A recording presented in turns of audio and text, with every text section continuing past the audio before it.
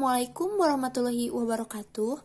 Perkenalkan, kami dari kelompok 3 Farmakologi Dasar yang beranggotakan Ade Irfan, Chandra Kirana, Fatur Rohman, Epa Nur Apipah, Nunung Khairunisa, Resti Apriani, Silmi Indari, Tita Rosmita, dan saya sendiri Silpi Putri Pratama.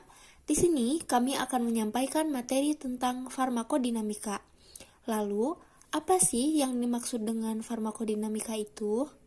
Farmakodinamik merupakan subdisiplin ilmu farmakologi yang mempelajari efek biokimiawi, fisiologi obat, dan mekanisme kerjanya dengan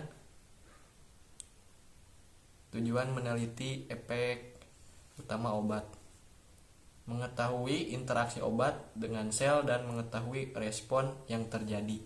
Dasar terapi obat yang rasional. Pengobatan yang rasional merupakan suatu proses yang kompleks dan dinamis, di mana terkait komponen mulai dari diagnosis, pemilihan dan penentuan dosis obat, penyediaan dan pelayanan obat, petunjuk pemakaian obat, bentuk sediaan yang tepat, cara pengemasan, pemberian label, dan kepatuhan penggunaan obat oleh penderita. Komponen paling penting dari penggunaan obat secara rasional adalah pemilihan dan penentuan dosis lewat peresepan yang rasional. Yang pertama ada tepat penderita. Adalah obat yang diberikan sesuai dengan kondisi pasien. Tepat penilaian kondisi pasien dapat dilihat pada respon individu terhadap efek obat sangat beragam. Hal ini lebih jelas terlihat pada beberapa jenis obat seperti teofilin dan aminoglikosida. Pada penderita kelainan ginjal, pemberian aminoglikosida sebaiknya dihindari karena risiko terjadinya nefrotoksik pada kelompok ini meningkat secara bermakna. Yang kedua ada tepat pemilihan obat.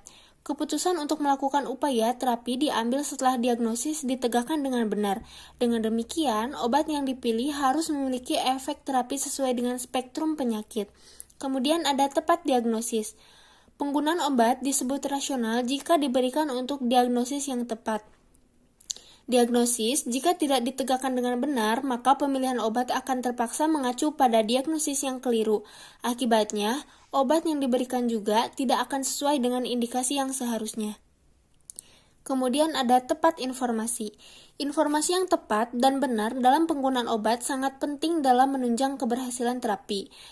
Kemudian ada tepat dosis. Dosis, cara dan lama pemberian obat sangat berpengaruh terhadap efek terapi obat.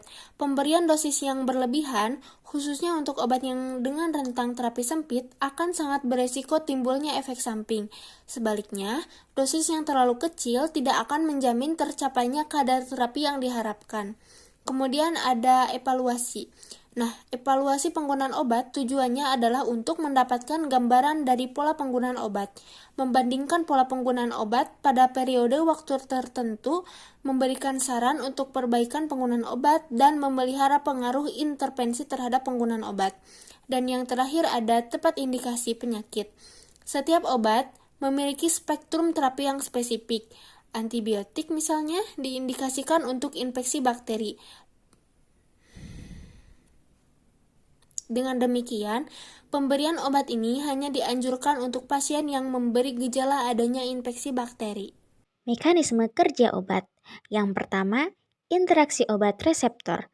Terdiri dari adrenergik, kolinergik, steroid opioid. Yang kedua, substrat enzim yang terdiri dari allopurinol, aspirin, kaptropil, digoksin.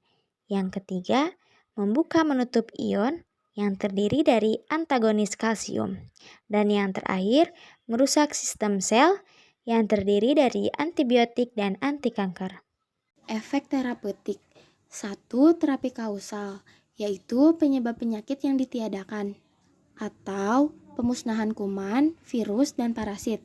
Contohnya pada antibiotik dan fungisida. Yang kedua, ada terapi simptomatis, yaitu gejala penyakit yang diobati dan diringankan.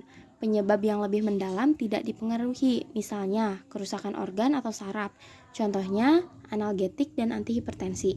Yang ketiga, ada terapi substitusi, yaitu obat yang menggantikan zat lazim yang dibuat oleh organ tubuh yang sakit. Contohnya insulin pada diabetes mellitus karena produksi insulin oleh sel beta pada pankreas berkurang. Efek tropis obat tergantung faktor, cara dan bentuk pemberian obat, farmakokinetik ADME, kondisi fisiologi pasien, fungsi hati, ginjal, usus, peredaran darah. Faktor individual, ras, kelamin, luas, permukaan tubuh. Efek samping. Efek samping adalah efek suatu obat yang tidak diinginkan untuk tujuan terapi dengan dosis yang dianjurkan.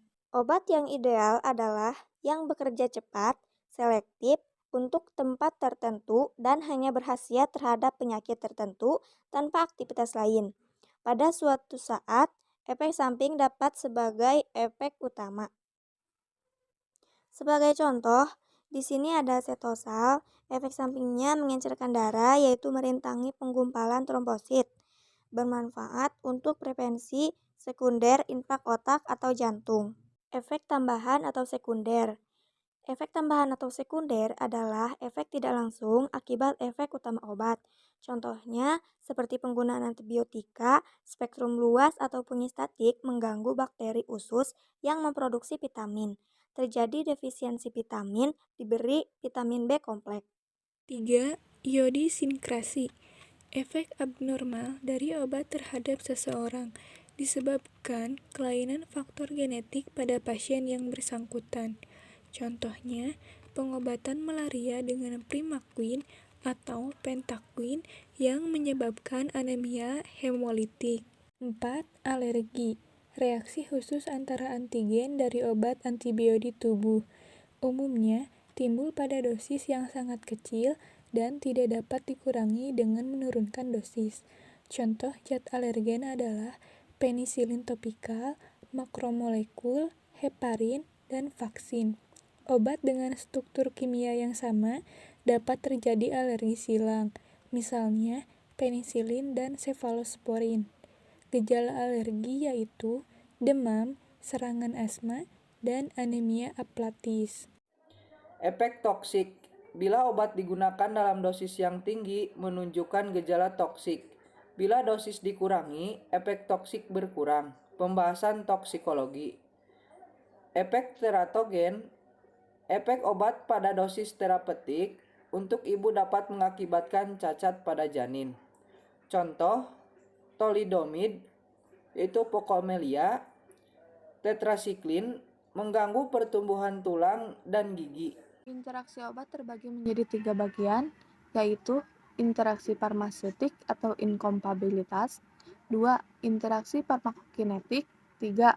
Interaksi farmakodinamik. Farmaseutik atau inkompatibilitas yaitu terjadi di luar tubuh, obat saling tidak tercampur, interaksi secara fisika atau kimia, kadang dapat diamati, misalnya endapan, perubahan warna, timbul gas, lembab pada serbuk. Lebih sering menyebabkan inaktivitas obat, interaksi antar obat suntik, interaksi obat suntik dengan cairan infus. Interaksi farmakokinetik terjadi jika salah satu obat mempengaruhi ademu obat kedua sehingga kadar plasma obat kedua meningkat atau menurun toksisitas dan efektivitas.